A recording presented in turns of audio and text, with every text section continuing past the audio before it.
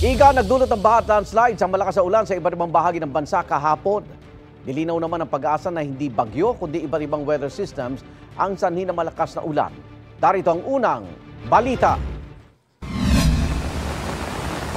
Rumagasa ang kulay putik na tubig sa sapa sa Digos, Davao del Sur. Kasunod yan ang pag-ulan na naranasan sa lugar. Sa barangay Kapatagan, umapaw na sa kalsada ang tubig mula sa sapa. Isang oras stranded ang mga motorista na naghintay ng paghupa ng tubig. Sa Cotabato, isinara muna ang Arakan Valley Davao Road dahil sa malawakang landslide. Ilang bahagi ng kalsada ang tuluyang bumigay at nahulog sa bangin dahil sa mga pag-ulan. Nagsagawa na ng assessment ang local office ng DPWH. Nagtalaga na rin sila ng mga alternatibong ruta na pwedeng daanan ng mga motorista. Intertropical Convergence Zone o ITCZ ang nagdulot ng masamang panahon sa Mindanao ayon sa Pag-asa. Shear line naman ang nagpaulan sa ilang lugar sa Luzon gaya sa Santiago, Isabela.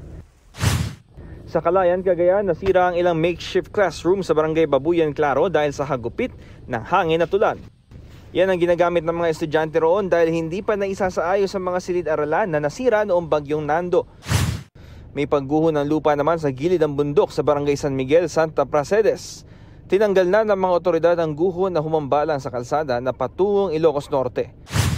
Ginabi May, itinuloy rin ang clearing operation sa kabi-kabilang landslide sa Cabugao, Apayao. Kabilang dyan ang kalsadang nagdurugtong sa mga bayan ng Paner at Cabugao.